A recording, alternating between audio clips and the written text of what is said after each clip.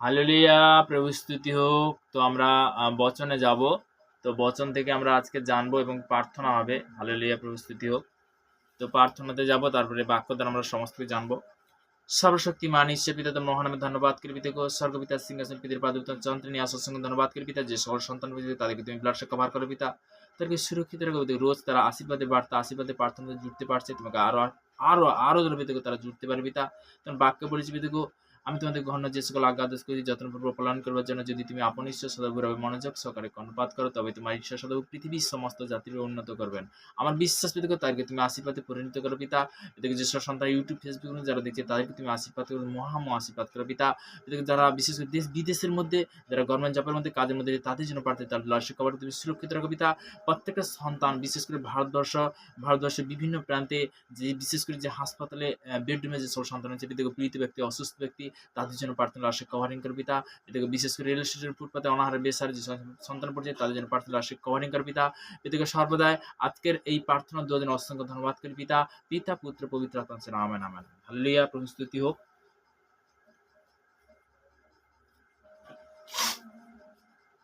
তো আমরা বাক্যতে যাব। মথিলিখিত সুসমাচার তার ৭ অধ্যায় ১ পদে প্রভুর বচন কি বলছে? পরের বিচার করিবার কথা। কি বলছে? পরের বিচার করিবার কথা। কেননা এখানে বলছে তোমরা বিচার করিও না, যেন বিচারিত না হও। কেননা যেরূপ বিচার করে তোমরা বিচার করা যাইবে। কি বলছে?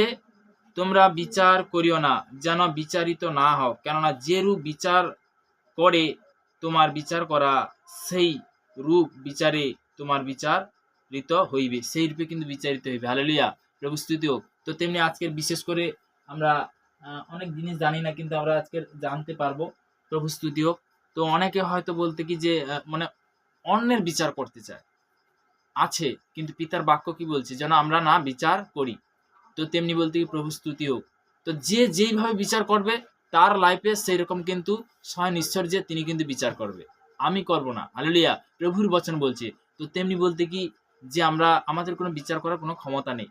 তো তেমনি এখানে প্রভুর বাক্য দ্বারা আমরা জানতে পারছি। মথিলিখিত সুসমাচার তার ৭ অধ্যায় তার ১ থেকে ২ পদ পর্যন্ত আমি বচনটা শেয়ার করলাম। প্রভু স্তুতি হোক। তো আমরা যেন বিচার করতে না যাই। তো তেমনি বলতে কার জন্য বিচার করো? পিতা, তুমি বিচার করতে মালিক, তোমার ইচ্ছা। তো তোমার ইচ্ছাতে বলতে গিয়ে আজকের হয়তো আমি আসতে পেরেছি প্রভুর চরণে। তো তেমনি বলতে কি প্রভু স্তুতি হোক।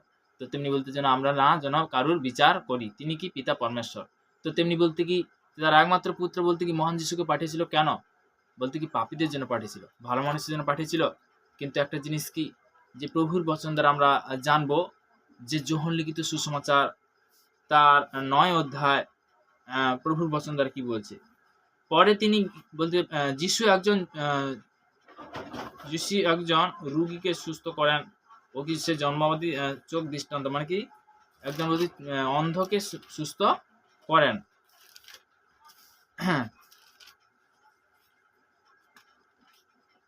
যিশু একজন জন্ম অন্ধকে চক্ষু দেন ও উত্তম মেষপালকে দৃষ্টান্ত।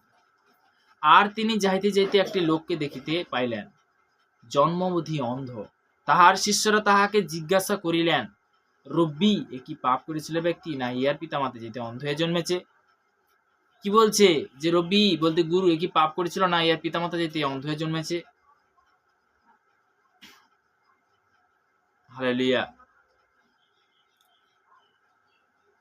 অন্ধ হয়েছে, জন্মেছে। হ্যাঁ, যিশু উত্তর করিলেন, পাপ এ করেছে কিংবা ইহার পিতামাতা করেছে তাহা নয়, এই ব্যক্তিতে ঈশ্বরের কার্য যেন প্রকাশিত হয়। প্রভু স্তুতিও। সে তখন বলছে যে যদি এই ব্যক্তিতে ঈশ্বরের কার্য যেন প্রকাশিত হয়। আমরা অনেক সময় বিচার করে থাকি, আমরা অনেক সময় বলতে কুচিন্তা করে থাকি যে হ্যাঁ, মানে জগতের বিষয়ে অনেক ব্যক্তি দেখবে যে আর কি অবস্থা ছিল, এই অবস্থা। কিন্তু সত্যি কথা বলতে কি যে ওই সন্তান কিন্তু খুব সুন্দর। কেন? সব সন্তান কিন্তু সুন্দর। পিতা পরমেশ্বর সৃষ্টি করেছে, সব সন্তান সুন্দর। একটা জিনিস ভাববে, যে অসুচি আত্মা যখন তার মধ্যে যায়, সে তখন বলতে কি অসুচি কাজ করে, ক্যান্সেল করে ঈশ্বর নামতে। তো কু অঙ্গীকারটা সবসময় কি করতে হবে? ক্যান্সেল করতে হবে। সু অঙ্গীকারটা সবসময় ভাবতে হবে, সুসমাধান অধিকার, দুঃসমাধান ক্যান্সেল করে ঈশ্বর নামতে। তো সর্বদা আমরা প্রার্থনাতে যাব। সর্বশক্তি মান হিসেবে যে সকল সন্তান শুনছে আজকে বিশেষ করে পিতাগো, তাদেরকে তুমি আশীর্বাদ করতে বারকাত বলা চাঙ্গা বলা আশীর্বাদ কভারিং করবে পিতাগো, তাদেরকে তুমি আরো আগে বাড়াও পিতা। এদিকে সর্বদা আজকে যে পজিটিভ বাক্য, যে আশীর্বাদের বাক্য শুনছে তাদেরকে তুমি আরো আরো মহামহ আশীর্বাদ করবে পিতা। তোমার বাক্য বলেছি পিতাগো, আমি তোমাদেরকে ঘন যে সকল আজ্ঞা আদেশ করছি যত্নপূর্বক পালন করবে, যেন যদি তুমি আপন ঈশ্বর সদাবরে মনোযোগ সহকারে কর্ণপাত করো, তবে তোমার ঈশ্বর সদাবু পৃথিবীর সমস্ত জাতির উন্নত করবেন। এদিকে সর্বদা আমার বিশ্বাস পিতাগো, যারা আশীর্বাদের বচনে জুড়ছে তাদেরকে সর্বদাই সমস্ত পৃথিবীর উপরে তাদেরকে উন্নত করবে। যারা অনলাইনের মধ্যে দেখছি পিতাগো, তাদেরকে মহামহ আশীর্বাদ করো পিতা। তোমার বাক্য বলছি পিতাগো, হে ভরিশ্রান্ত ভরাক্রান্ত লোক সকল আমার নিকট এসে আমি তোমাদেরকে বিশ্রাম দেবো, তোমার কাছে বিশ্রাম আছে, তোমার কাছে পরিত্রাণ আছে পিতাগো। পিতাগো বাক্য বলছে পিতাগো, মতিলিখিত সুস্মিতা সাধ্য সাধ্য বলছে, যাচ্ছে করে তুমি অনশন করে পাইবে, দ্বারা আঘাত করো তোমার জন্য খুলে দেবে পিতাগো। আমি তোমার কাছে আঘাত করছি পিতাগো, প্রত্যেকটা সন্তানকে আজকের পর থেকে পিতাগো সে আশীর্বাদের বার্তা, আশীর্বাদের সে বাক্য যে পৌঁছাচ্ছে পিতাগো, তাদেরকে তুমি আশীর্বাদে পরিণত করো পিতা। পিতা পুত্র পবিত্র আত্মা আমেন আমেন আমেন হালেলুয়া। তো আমরা আজকে বিশেষ করে জানতে পারছি বিশেষ করে তো তেমনি ঈশ্বরের গৌরব হোক। তো অনেক জিনিস আমরা জানি না, সত্যি কথা বলতে কি যে পরস্পর বলতে কি সর্বদাই বচন দ্বারা আমরা যে বাক্য যে শেয়ার করি, বাক্য থেকে অনেক জিনিস কিন্তু জানতে পারছি। হালেলুয়া, প্রভু স্তুতি হোক। তো তেমনি বলতে কি যে পিতা পরমেশ্বর ধন্যবাদ হোক।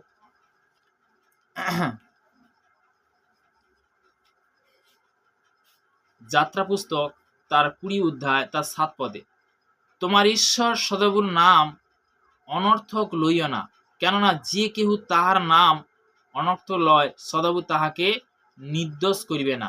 হালেলুয়া। কি বলছে যে তোমরা বলতে কি এখানে প্রভুর বচন বলছে যে কোনো ব্যক্তি, তো তেমনি বলতে কি যে তোমরা ঈশ্বর সদাবুর নাম অনর্থক লইও না, কেননা যে কেউ তাহার নাম অনর্থক লয় সদাবু তাহাকে নির্দোষ রাখিবে না।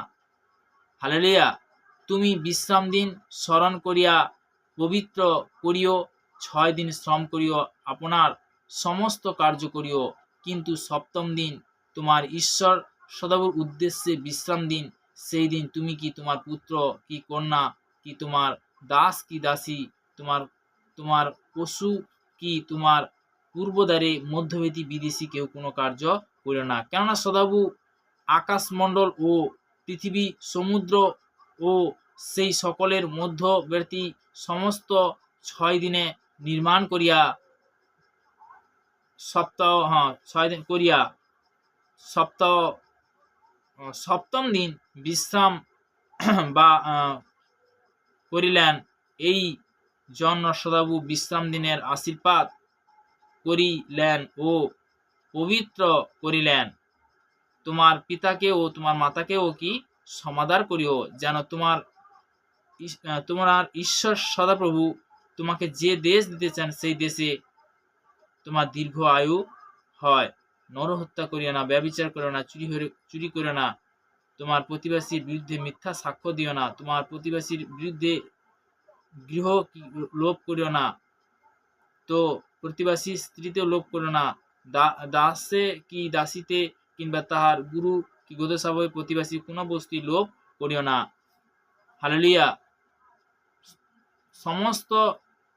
সমস্ত লোভ, মেঘ গর্জন, বিদ্যুৎ, তৈরিধ্বনি ও ধূমময় পর্বত দেখিয়া লোকেরা যাত্রাচ্যুত হইয়া এবং দূরে দাঁড়াইয়া রহিল। হালেলুয়া। আর তাহারা মসি কহিল, তুমি আমাদের সহিত কথা বলো, আমরা শুনিব। হালেলুয়া। কিন্তু ঈশ্বর আমাদেরকে সহিত কথা না বলুন কথা বলুন। হালেলুয়া। পাছে আমার মারা পড়ি। মসি লোকদিগকে কহিলেন, ভয় করিও না, কেননা তোমাদের পরীক্ষা করণার্থে এবং তোমরা যে পাপ না করো এই নিয়মে আপন ভয়ানকতা তোমাদের চক্ষু গোচর করণার্থে ঈশ্বর আসিয়াছেন। হালেলুয়া। আমি 21 পর্যন্ত আমি পড়লাম, তো তেমনি কেনা প্রয়োজন আছে, তো আমি মার্কেটে দেখেছিলাম না। হালেলুয়া। যে অবশ্যই বলতে কি আপনাদের প্রয়োজন আছে, তো তেমনি আমরা ঈশ্বরের আরাধনাতে যখন আসি, ঈশ্বর আমাদের কি করে আশীর্বাদে পরিণত করে। অবশ্যই বলতে যে আজকের আশীর্বাদের বাক্যটা আমি যে শেয়ার করলাম, তো তেমনি এখানে কি বলছে, যা বচন বলছে তার একটা একটা মানে কিন্তু জানতে হবে। এখানে কি বলছে, যেন আমরা সঠিক পথে, ব্যভিচারের একটা আত্মা, চুরির একটা আত্মা, ক্যান্সিল, অহংকার একটা আত্মা, তো লোভ লালসার একটা আত্মা। তো তেমনি বলতে কি, যে কোনো বিষয়, কোনো গৃহ, কোনো স্ত্রীলোক বা কোনো স্বামী লোক, মানে মানে পুরুষ লোক, যেন এটা আমরা না দেখি। তো তেমনি বলতে কি কি করবো, ক্যান্সেল করে দিতে, আর্থিক স্ত্রী, আর্থিক স্বামী সমস্ত চুক্তি তুমি ক্যান্সেল করে দিতে। আমরা যেন কোনো ব্যক্তিকে যেন কুদৃষ্টিতে, কু অঙ্গীকার না করি, ক্যান্সেল করে দিতে, শ্রাপিত করে দিতে। সর্বদাই তুমি যখন পজিটিভ নিচ্ছ, পজিটিভ তোমার জীবনে ঘটবে দিতে। হাল্লেলুয়া। তো তেমনি বলতে কি, যে আমরা আজকের জানলাম, তো প্রভু স্তুতি, আমার প্রার্থনা দেব সর্বশক্তিমান হিসেবে মহানভাবে ধন্যবাদ করি পিতা, যে সকল সন্তানরা আজকের বিশেষ করে যে পবিত্র বচন দ্বারা তারা আশীর্বাদের বার্তা, আশীর্বাদের বাক্য যারা গ্রহণ করেছে পিতা গো, তাদেরকে মহামু আশীর্বাদ করো, তাদেরকে আরো সঠিক শিক্ষা, জ্ঞান বুদ্ধি দাও পিতা, পিতা পুত্র পবিত্র আত্মার নাম থেকে চাইলাম। Amen, amen, amen. হালেলুয়া। জয় যিশু। ঈশ্বর সবাইকে ভালো রাখুক, ঈশ্বরের কাছে প্রার্থনা করি। তো তেমনি বলতে কি, যে সর্বদা আজকের এই প্রার্থনার জন্য অসংখ্য ধন্যবাদ। পিতা পুত্র আমেন।